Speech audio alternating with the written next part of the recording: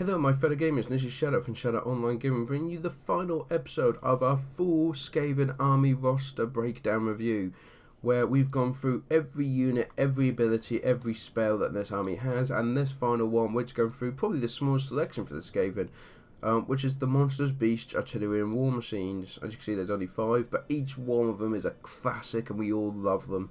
So let's get started with the good old Rat Ogres. These guys are Armor Piercing and Frenzy.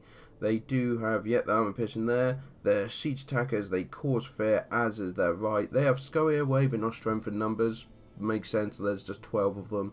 And Frenzy, very nice. At night, 800 gold. These are a classic to take into the army. Around 30 odd to upgrade.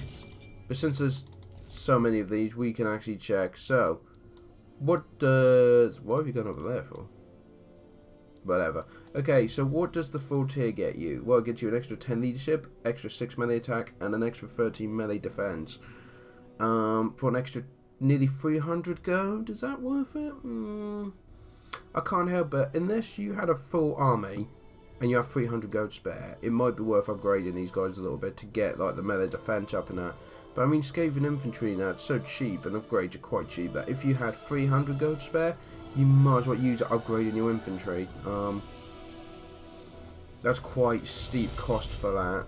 But that is the Rat Ogres covered. Now, the good old Hell Pit Abomination, which, let's face it, we're all surprised this came in, but we're absolutely thrilled that it did. It's got the 2 horrible to die rule. It's got Armor Piercing, it causes terror, and has regeneration. So, it's got, obviously, Armor Piercing. It's bonus versus large, let's not forget that. So, it's good at taking on large opponents. Because a lot of times people just send it in against infantry, which makes sense, especially if they're causing terror, but it's easy to forget that it does have a buff against large targets, so it might be worth using that if possible. It has a missile resistance of 15, which is good to know. Siege attacker, causes fear and terror. Regeneration, so it can replenish hit points, but has a 20% weakness to fire damage. Good to know. And 2 horrible to die, so it's a regeneration constant. If its hit points go below 10%, there's a chance it would gain hit points, which is great when you think it's already got normal regen, to then have that on top. Pretty much, if it gets badly hurt and you get it to pull, if you can get it away from the front line, it could just like go and just regen right up, which is very nice. Then you've got the Rat Emerge, so it's another constant ability, and if, I like the way, disabled if unit is alive. So if it dies, it can spawn a unit of Skaven slave spears.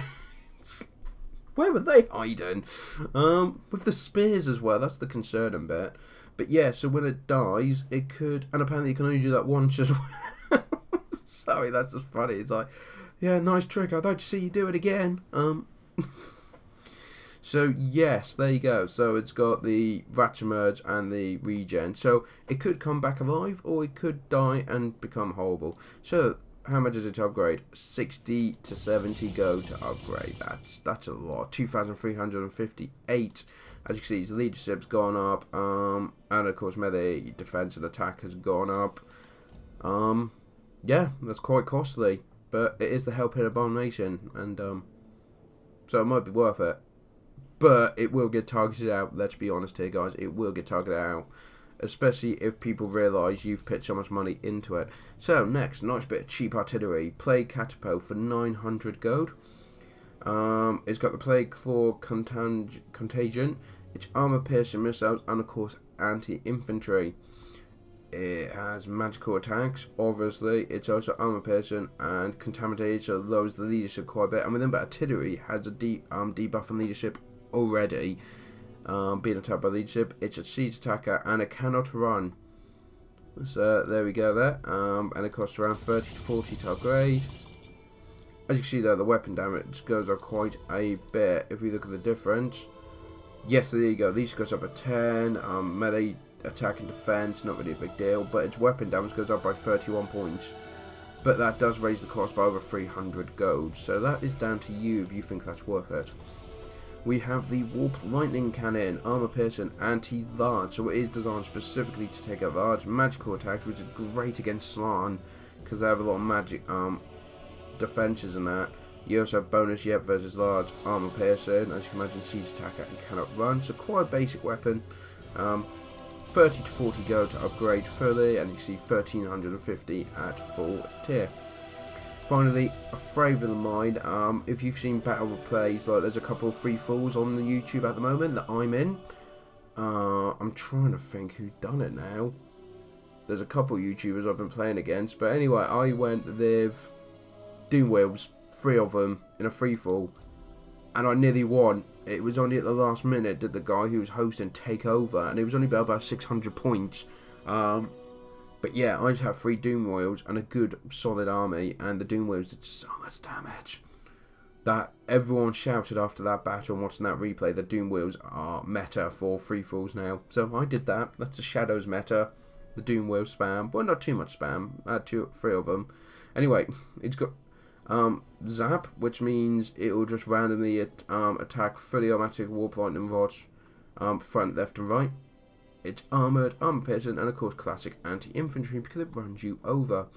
So yeah, armor piercing damage, bonus infantry, magical attacks, armor piercing. This thing causes fear and terror because it is obviously. I mean, look at the weapon strength on this thing and the ammunition. I mean, the ammunition cannot run out, surely.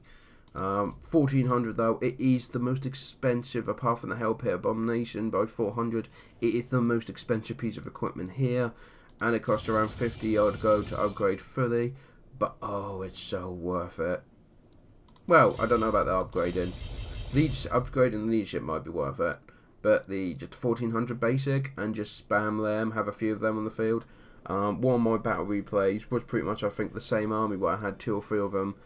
That'll be coming up on the channel shortly, playing against a high elf, and I sent them in, and the high elf had no idea what to do.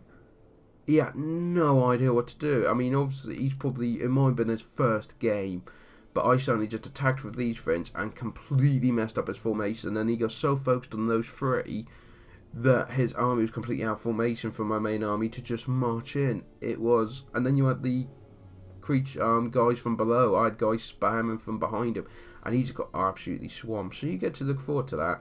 Very good fun. So there we go. That ends our complete Skaven army roster breakdown and review. That's a long title, Shadow. Long title.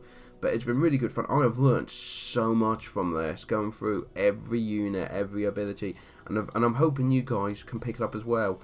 And I've enjoyed it. If you have, please leave a like. Comment below what you think is your favourite units. Units that you don't think are as good, because it might be they look good on paper, and unfortunately when you actually use them they're not that good. And have a good shout out for the love of the Skaven as well, because let's face it, they are the best. The best, that's what they are.